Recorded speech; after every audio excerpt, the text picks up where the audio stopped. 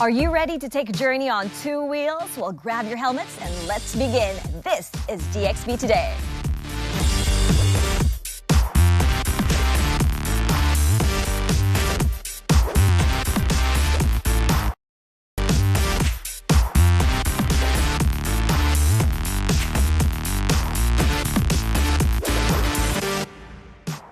Welcome to one and all to another edition of DXB Today. And guess what?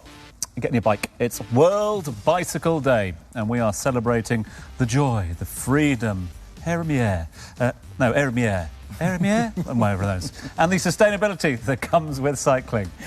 Yes, indeed, Tom. Tonight, we're going to be showcasing the incredible stories of cyclists who have found their passion on two wheels.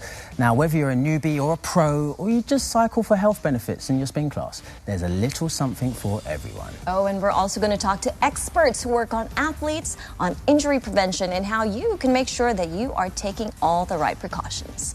But first things first. Yeah. You both know how to ride a bike, right?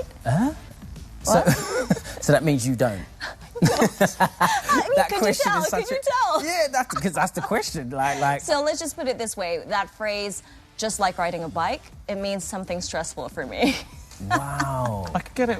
I get that. I get that it becomes... There's a reason, I suppose, that people learn at a young age.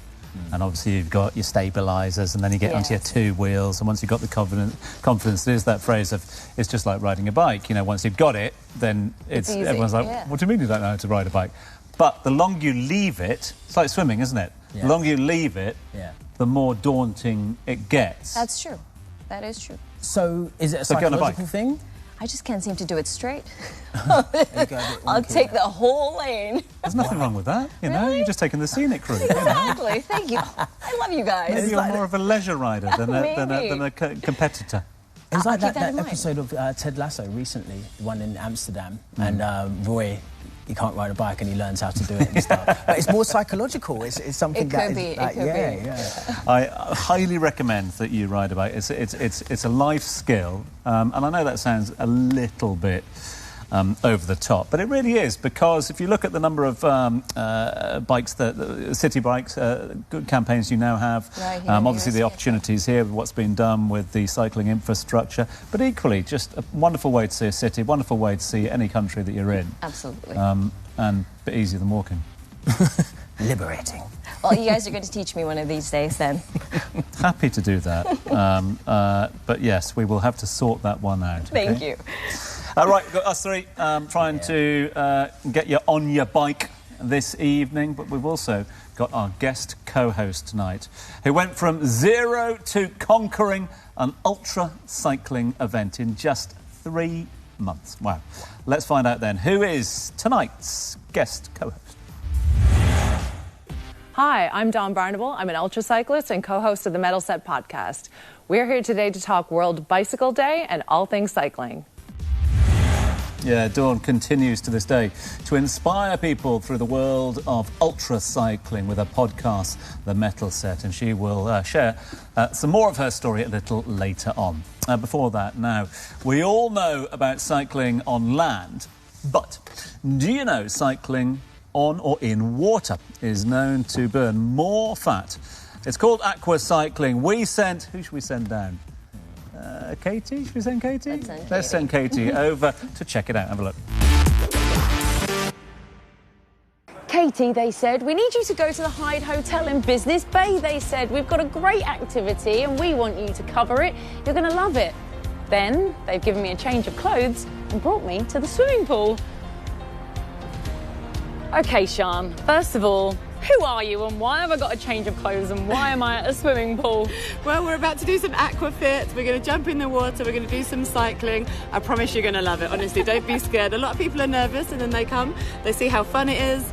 I always say they come for the concept and stay for the results, and just for the atmosphere and the vibe. Yeah, that makes sense. So tell us a little bit more about Aquafit then. Why did you start it? When did you start it? Tell me everything. I started 4.5 years ago. I was just really looking for something that everyone can do. You can come with your mum, your kids, you know, if they're like teenagers, and something that's just going to really work for everybody. And why is that then? Why does it what does the water do? What is this magic potion at the water which means I can get in there and do it all? So basically in the water it's very low impact. So if you do have any injuries, you're not going to be any pressure through your ankles, through your bones. The buoyancy of the water helps if people are larger on the higher BMI scale or with the pregnancy bump. It helps to alleviate that pain in the back.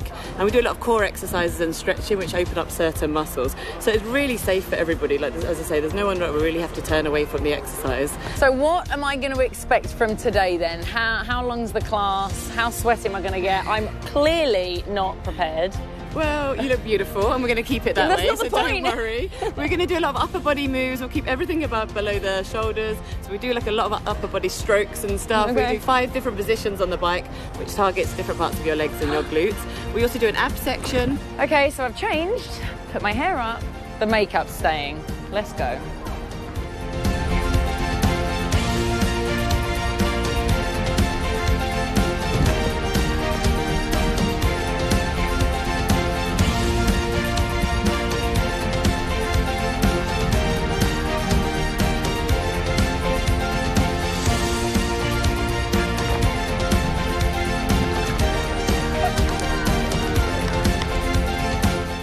Amazing.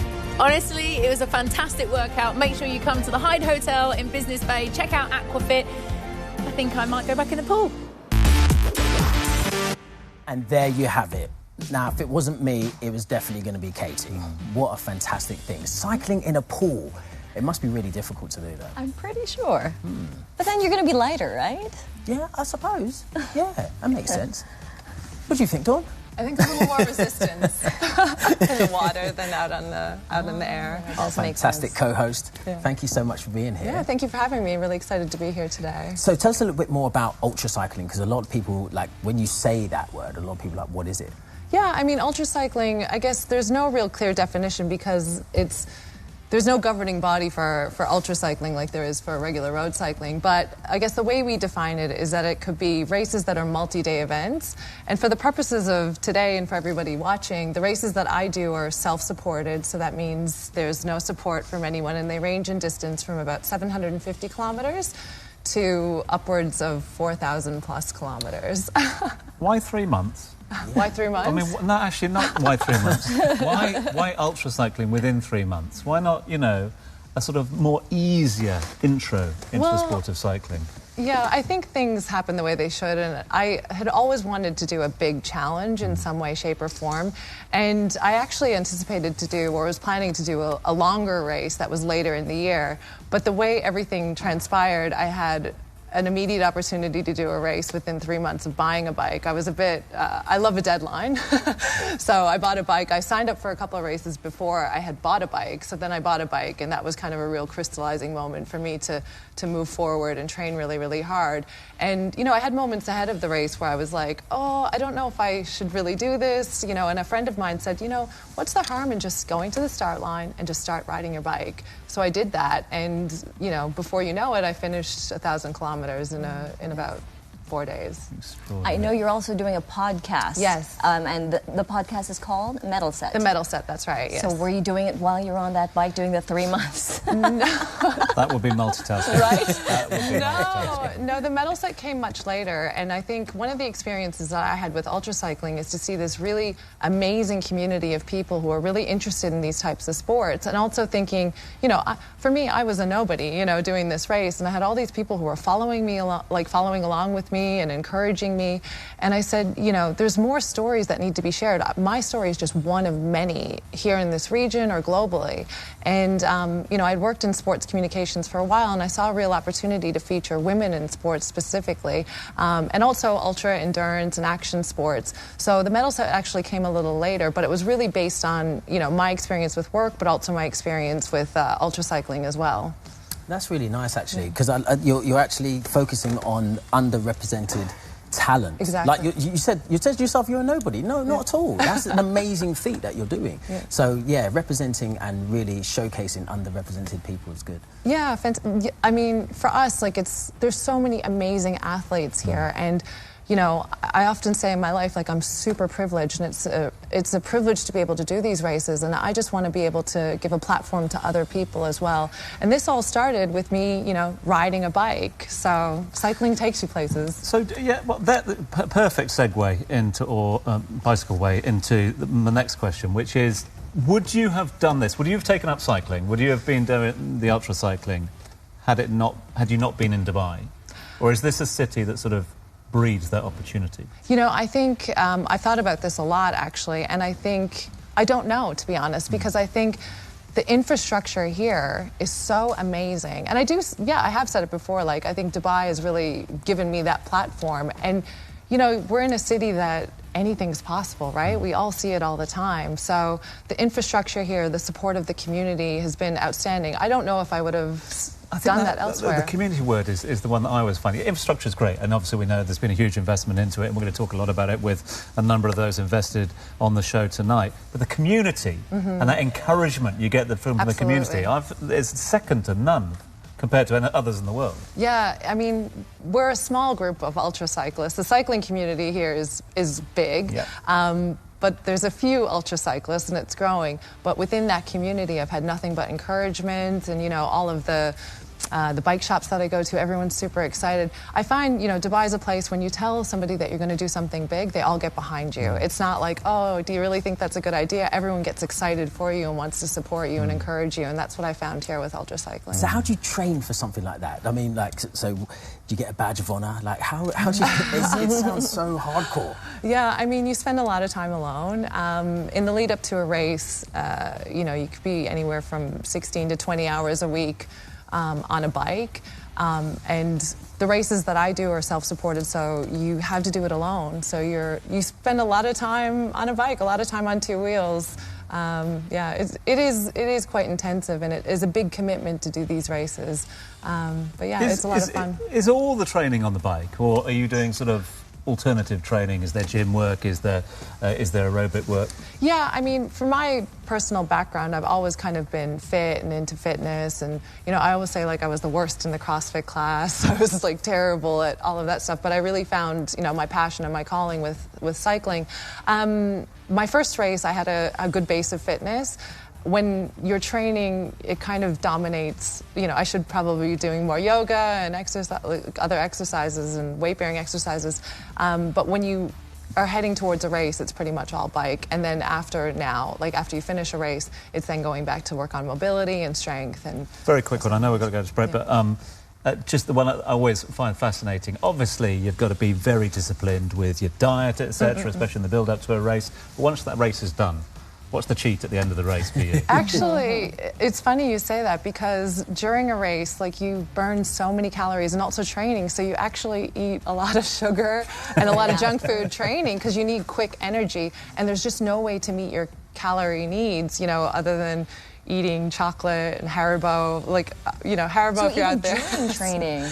During training, yeah. So, like, Haribo has probably benefited from all us ultra cyclists. Cycling? That sounds like a good cycle, actually. So, eat some food, burn it off. Eat some food, burn it off. So after the race, you actually want to eat nothing but vegetables. Yeah, you're like, give me a salad, vegetables, like whole foods. I don't want to see a Snickers bar again for a long, long time. Well, this is a conversation we'd really want to get into now, but we will be right back with the founder from the Dubai cycling community, a stop at popular bicycle shop Wolfies, plus more on sports therapy. So stay with us.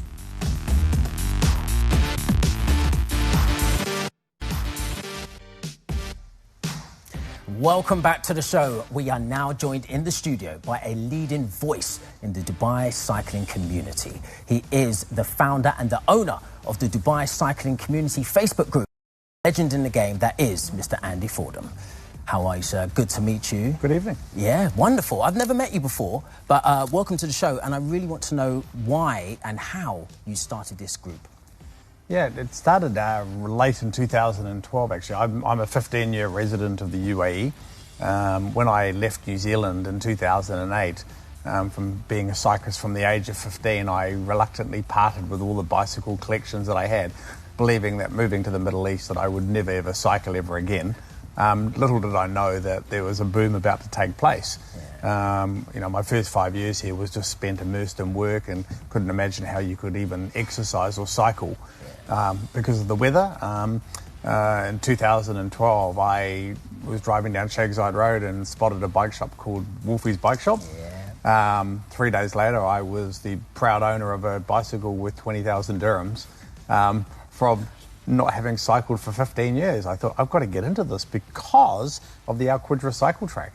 And the Aquafit cycle track was born around 2011. I lived not far from it, and I kept seeing these people cycling. I was trying to work out where they were cycling. So you went straight in, 20,000 dirhams on a bike. That's with the shoes and everything. But it was like, cycling is kind of like an addiction. Some people get into it and they get out of it. I've been involved in it since I was 15. We have a saying in cyclists. People say, how many bikes do you have? And you go, N plus 1. N is the number I have, and there's going to be another one coming soon. It's a bit like children. And you acquire them. So for me, it was a big thing for me because I found exercise difficult in this country. Because of the heat, but funnily enough, I cycle more in summer than I do in winter. Looking forward to this one because we've got a man that lives, breathes and has bled cycling as well, alongside somebody who's yet to get on a bike as well. Andy, some advice for Louis to start Please riding? do. You know what? I think that I think it's a plus and minus thing. I think in this country we have the world's best facilities for cycling. What the rulers have put down for us for safe cycling is world class. You won't find it anywhere else in the world. But you have to remember that we share these tracks with kids, rollerbladers, people running. If you wish to get really, really fit, I don't recommend you go down to the Jumeirah Beach track because there's just too many obstacles. It's more about a Sunday ice cream ride, that kind of thing. But about posing, I think, isn't it, as well? Well, a little bit as well. But I think that we have these wonderful facilities, but the one negative drawback to that is, I grew up in New Zealand where cycling on the road was about dodging dogs, potholes, people opening car doors. So you learn these skills riding on the road, and a lot of people that have learned to cycle here have never developed those skills. So when they do leave and they go back home, these things are very foreign to them because we're riding on silky smooth tracks. We're riding on, custom-built facilities. Controlled environments. Yeah, very, very controlled environment. But I think that, for someone wishing to get into cycling, and you don't have to spend the crazy money that I did to buy a bike. For a couple of thousand dirhams, you can get yourself on a bike, and you can get out and you can ride. But even where I live in Town Square, since my accident 3 months ago, I haven't sort of ventured onto the track, mainly because I'm just sort of going through rehab. But, I live in Town Square and we have cycling tracks around our communities, so I can ride around the whole community, do a 10K loop, staying on my mountain bike without actually having to go up onto the cycle track. So, Andy, what's your opinion on these electric bikes that are now a big craze? I think I think there's a couple of categories of electric bikes. You've got the cream type bikes, which again, as Tom said, it's more like you pose the stuff and going down to the beach and getting an ice cream and everything else. I went to France to follow the Tour de France in 2016. I spent a week centred around Chamonix and I was riding, 60, 70 kilometres every day. And I remember we'd ridden over into Switzerland to watch the end of the stage. We had about a 6K climb back up this hill. To come back to where our car was parked, so we go back to our hotel. And I'm just sort of grinding up this hill on my bike and everything else, and this lady who would have been probably no younger than 75 went past me going up this hill, and I'm going like, how is that possible? I've got to get me one of them. And she goes, e-bike. Now in this country, twice in one day, if I hadn't done it on an e-bike, and it does, it gives you assisted riding without cheating, I would say, would be the fair comment to it, because people that maybe have sore knees, they're getting old, they just don't have the stamina that they had. It gets them. And also if you've got, partners where one cyclist is a super, super fit and his partner's not so fit or whatever else, it allows them to carry on doing the sport together. Nice. From one cyclist to another, I mean, I know we have Meydan here and we also have Al Qudra. I'm just very curious to know where else you like cycling here, because I've got my favourites in the Emirates. Jebel Jais. Jebel Jais is definitely a favourite. Early in the morning before everybody else gets up there in the cars. One of my favourite loops is the Shalka Fajira loop, which is about 100k. I'd like to get out of the city more. I mean, listen, Al Qudra is great and it's on your doorstep and everything else. But there's nothing that beats getting out, as Tom said, with the wind in your hair and everything else like that, and getting away from everything. It's probably the only place that I feel relatively safe riding on the roads than I would do here. You know, living in Dubai. I mean, I think that there's no reason why you should be riding on the roads in Dubai, because we have fantastic facilities. I'm getting inspired to learn how to bike already, but our spotlight today is on a brand that is dedicated to help as many people as possible to experience the joy and benefits of an active cycling lifestyle. Here is our own interview with Wolfi Hohmann, the founder and CEO of Wolfies.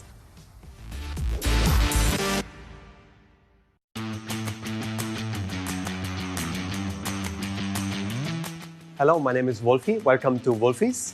My journey started in cycling when I was 16 years old, working in a hotel in Germany, starting to rent out bicycles to people.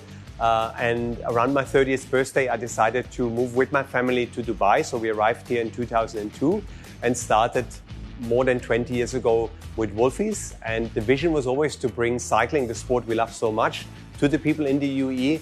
And over the years, it has been grown to such heights that we have now teams representing the UAE all around the world. We see hundreds and thousands of people on the cycle tracks in the UAE. Community development was very important to me from the beginning. And we started riding groups straight from the start when we started 2002 our business. And since 20 years, we have rides going on Mondays, Wednesdays, Sundays, Fridays. We really create a lot of community activations because we feel it's nice when people come here, they start maybe a new job in Dubai and find a like-minded community. That is really something special, and it's much more enjoyable to ride in a group.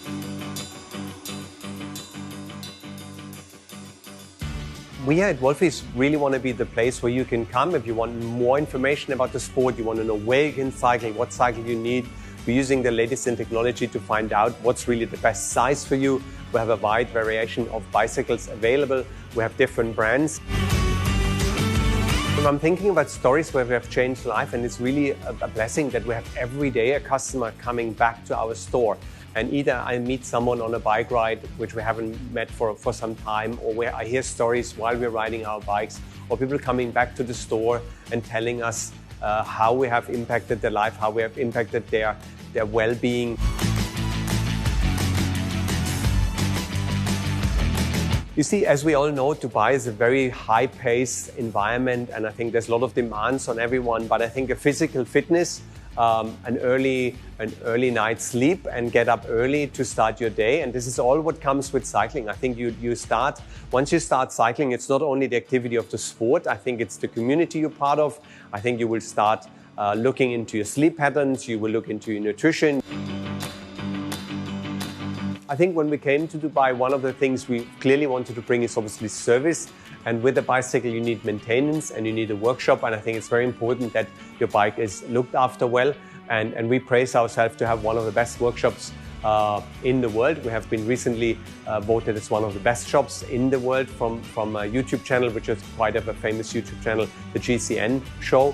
And the workshop is something quite important because you want to make sure your bike is safe and ready to ride when you go with your friends and enjoy a ride.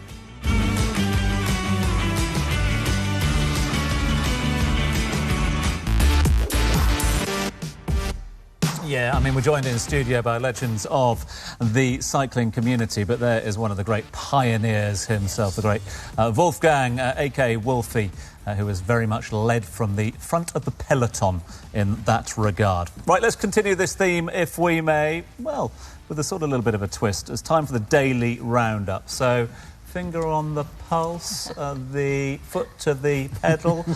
Let's go over to Louis. What's hot? What's not? If you like cycling in the summer as Andy does, you might find this one interesting because beekeepers in the UAE are finding creative ways to protect their hives amid these increased threats from climate change. Through genetic manipulation, they choose certain genes in the bees that allow the queen bee to live in hot temperatures. This is located in the midst of Hattas Mountains. The Honeybee Garden and Discovery Center is home to around 2,500 hives, each one containing 15 to 20,000 bees. So with that, What do you think about this genetic modification? Is this something that athletes would like to do, maybe?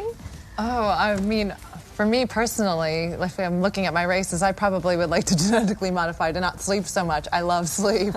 And it's very hard to get up in the morning, and we often have to get up very, very early to train. And also on a race, you know, any time you're sleeping is time you're not pedaling. So if I could genetically modify myself, it would be to need less sleep. I think the genetic modification is cloning. There's more of you to do the work. Yeah. You know, but then you'd miss out on the fun, you know, because the clones are getting all the fun. Well, you could go to work and earn money and then still be training at the same time. So, best of both worlds. But I think the genetic modification, it does sort of border on the touchy subject of what becomes legal in sport and what becomes illegal or unethical.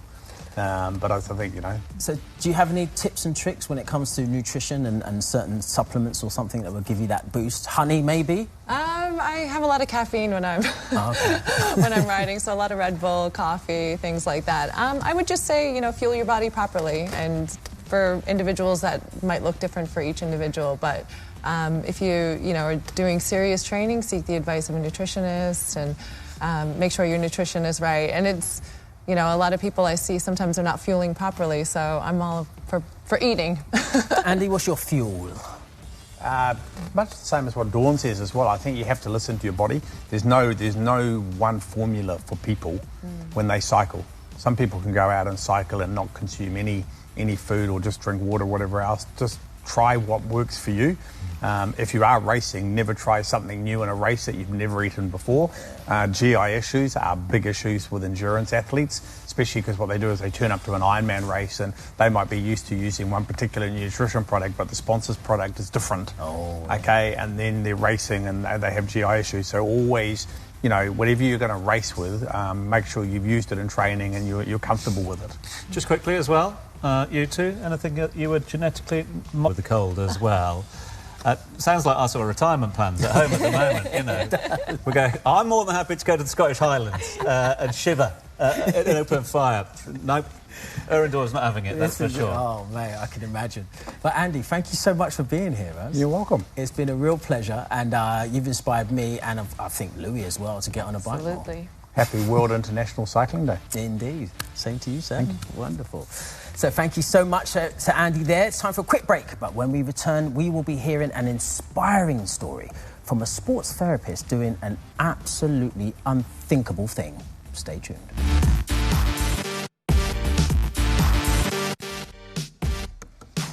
Welcome back to DA, and time to introduce our next guest, who is on something of a mission to become the first woman to cycle 20,000 kilometres from very much the southern hemisphere to the northern hemisphere. We'll find out where in just a few moments' time. But please welcome a rather extraordinary sports therapist, Paula Ralph. Paula, thanks very much indeed for joining us. Thank you. Cape Town to Norway. Yeah. Sounds great. Cape Town to Norway. Yeah. So you're halfway. You're in Dubai at the moment, aren't you? Yeah. So what inspired this one? So I've always wanted to do sort of like push myself and challenge myself, and I've kind of set certain goals for myself and not necessarily achieved them due to various reasons, you know. At the same time, I've always wanted to help inspire people and help people along the way if I possibly can. So I saw this post on Facebook, and it goes, the longest walkable road is from Cape Town to a little town in Russia called Magadan. And I sent a message to my then trainer friend, and I'm like, I want to do this. He's like, okay, we'll do it. But we're going to cycle it because walking's too long. I'm like, sounds good. Went and bought a bike, and then he backed out. And I went, oh, okay, well, now I've announced it to the world, I'm doing it myself, I guess. That was that. Yeah. Cyclist to cyclist, I think, you know, a lot of people look at these long distance things and they always think about fitness only, but there's a lot of logistics that go into an endeavor. You know, I do races that are quite short compared to what you're planning to do. Talk us through the logistics of, particularly, you're going through, you know, many different places with different countries. Yeah. It's a lot of visas. It's a lot of visas. I'm on a British passport. No. Doesn't get far these days, I tell you. You're right. Yeah, so I have a friend, luckily, he actually has a company that supports people who want to do crazy adventures. And they've set everything up so that, you know, they can get you from A to B, and they take care of a lot of the logistics for you. They're my support crew, so they are going to be with me on the ride because it's a long way to go. And as much as people are like, oh, you don't need support, yeah, for 20,000 kilometres, I wouldn't mind, especially going through 19 different countries. As a woman, you know, maybe for safety-wise. A little bit of support, yeah.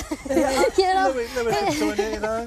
But it's great that you have someone supporting you logistically. But what about with all the fitness, the training that you need to do prior to this launch? Do you do like 2 countries first for today and another 3 tomorrow?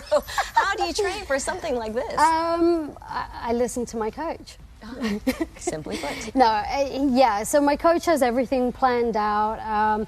At the moment, you know, he's warned me, he's like, you do realise it's going to get worse than this. I'm like, yeah, I understand that. But, you know, I'm working at the same time, so working and training, and that's my life at the moment. So it's like 4.5 hours on a Saturday morning, 4 hours on a Sunday.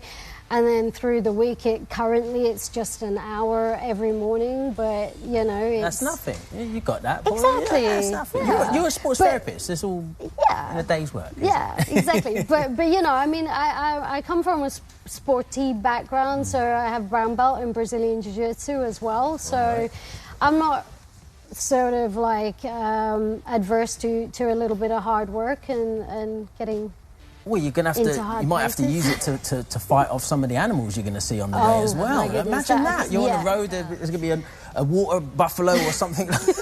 I was watching a video the other day of a girl. She was in South Africa. She was doing an ultra endurance, and a buck just came out of nowhere and wiped her off her bike. Whoa. It was scary, but hilarious at the same time. It's like, oh no, what am I doing? Fascinating to know about, because obviously you've said already to us that, you know, one of the reasons you're doing this is to show, you know, never give up. I mean, literally never give up. 20,000 kilometres, never give up. That sort of addition. Exactly the same sort of theory that you were applying a little bit earlier on. I'm just wondering, Dawn, whether you're listening over here going, ooh, that wouldn't be not a bad challenge as well. No, you know, I've learned on my races that after about 4 days I go into a dark place. So I think 4 days is enough for me on a bike. I think it's amazing. The Haribo don't get you out of those dark places? Haribo doesn't get me out of those dark places, no. I go really, really dark places. So I'm actually looking at new types of cycling. So I bought a mountain bike and I'm planning to do that now. Perfect, okay. Yeah. So when's this adventure happening? So I plan to start February next year. Okay, cool. Yeah, and hopefully going to do it in 100 days or less. Wow, extraordinary. So, fingers crossed. And in terms of people following your progress, etc., is that something that you'll be doing? Yeah, so I have my social media account, The Long Ride C2C. I'm on Instagram. I'm very shy though, so... Well, this is a good start. Yeah. This is a good start. I think you're going to get a lot of followers on the show and a lot of support, so thank you so good much. luck. We've got everything crossed for you. Very appreciative. Wonderful. Thank you so much. Dawn, it's about that time. Okay. You've seen the show, you've heard about this. This is the DXB quiz. Oh, 60 seconds. It's easy. You get the glory of being on the leaderboard. Oh, goodness. I'm quite competitive as well, so if I'm reading it, you need to win this. All right. All right. It's a group effort. Okay. Okay, I'm going to give you 60 seconds on the clock, starting from 3, 2, 1. Let's do this. What day did we celebrate on today's show? Was it World Bicycle Day or World Vehicle Day? World Bicycle Day. All right. What is the term used for cycling in water? Aquamarine or aquacycling? Aquacycling. Nice. What is the name of the brand featured in today's spotlight? Was it the Cycle Hub or Wolfies? Wolfies. Nice. What did we say about beekeepers in the UAE? Are they used to protect their hives amid increased threats for climate change or genetic manipulation or cloning? It was genetic manipulation. That's the one. What is the name of the sports therapist we had on the guest today? Was it Amy White or was it Paula Ralph? Paula. She's right over there. What is Paula's current mission? To cycle up Mount Everest or to become the first woman to cycle 20,000 across the continent of Africa? Just cycle 20,000 kilometers across the continent of Africa. And what destination is she training to cycle? UAE to Egypt or South Africa to Norway? South Africa to Norway. That's the one. Which country is known for its traditional of cycling as a means to transportation? Denmark or India? Denmark. Yes! Time is up. You got, was it 8? 7? What did I miss? 7. 7's good. 7's all right, actually. Leaderboard, how are we getting on? Yeah, so you're there. You're there. Dawn You're made it onto the first page. 5. There's 27 pages after that, Dawn. Okay, fantastic. That's good. It's not so bad. Page number 1. You're on the leaderboard. Fantastic. Good effort, Queen. Thank you. Nice one. Thank you so much, Dawn, Paula. It was wonderful to have you both. Very inspiring for all of us to push our limits. Maybe get on a bicycle as well. But do not go anywhere just yet. We will be back after the break with an exquisite violin performance that you would not want to miss.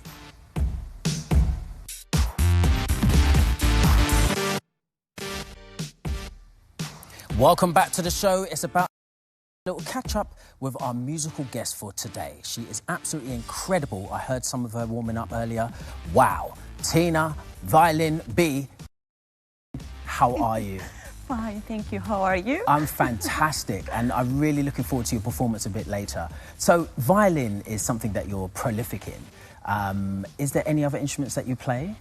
Mostly, I play keyboard, a little bit guitar, drums, and I started to play on the bass. Because I also heard that you're a DJ as well. Yeah, I am. Oh, okay. Yeah, So, as DJ violinist. so you're a DJ and violinist. Yeah. So do you actually play music and then actually you could do that as well? Yeah, while like the song's live playing, you just do your thing. performance. Yeah. That's pretty cool, actually. Thank you. So, what are you going to be performing for us today? Today, I'm going to perform a very, very fabulous hit called Play. Okay. An all-time favourite from everyone. Oh, yeah, this is my all-time favorite track ever. Wonderful. So one day you'll actually be able to play with Coldplay, maybe? This is my very, very big dream. Fantastic. So where can people get in touch with you and hear your music? So mostly I perform in different locations in Dubai. At this moment, I'm a resident of Ruya, Dubai at the Palm. Okay. So mostly I have collaborations also with different artists. And I want to achieve my goals in this city, especially because city has everything what you want, what you need, and it's up to you how you catch all of them and achieve. You're liking the city of dreams. So what would be the difference between the normal, because you've got an electric violin, right? Yeah, I have. So what's the difference between the normal and the electric? What's the main differences? Absolutely new world, new era for violins because it has different kind of sounds. You can express any kind of music differently, but it's so fabulous. Fantastic. Thank you so much, Tina. Okay, now it's about that time. You might have seen or you might have known that the Cannes Film Festival just wrapped. Listen, I couldn't make it this year, but we've got some memorable moments on this highlight reel. Check it out.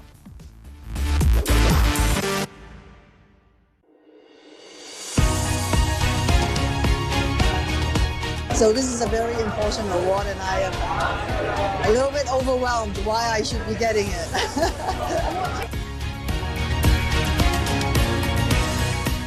By the way, I've had about 17 comebacks, apparently. I keep wondering about the word comeback because I didn't go anywhere. As a matter of fact, I live about 45 minutes away.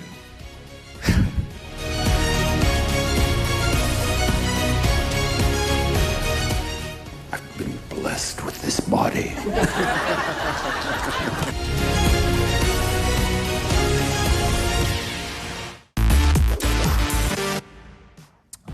Wonderful Cannes Film Festival on the French Riviera. Some big names down there, a couple of little names as well. I had the privilege to go down there again. I was down there for 3 days last week. Fancy, Tom. Yeah, doing a couple of events and hanging out, posing, basically. You know. Yeah, I missed it this year, unfortunately. Trying to get onto a red carpet, but, you know... Should have taken me, I would have got you right in All I could do was the pavement, that's all I could do, you know. But no, it's a really, really good event, and it was good to see it sort of back with a bang this year. A lot of the big names coming, a lot of chat about a number of the films in competition, loads of influencers down there this year as well. So there was a real buzz around town. 76 years. And the weather was good as well. The weather was good towards the end. It wasn't great in the middle. Does that make sense? Anyway, it's fine. We all have fun. Right, on with the show. Enough about me. Let's talk about you, shall we? And now the winner of this week's competition prize is... Drum roll, please. That'll do. Sarushka Naidu. Well done to you. Congratulations, Sarushka. You win a one-night stay for two people, including breakfast at the Palazzo Versace Hotel right here in Dubai. I'm sure that you plan to take your mum, we understand, is that right? Who turns 50 later on this year. Perfect birthday present. Congratulations to you both. Well, Sarushka, don't forget to share your photos with us, of course, for your stay there at the Palazzo. We would also love to hear from the rest of you guys, so make sure you use that hashtag DXBToday to let us know what you would like to see more on this show.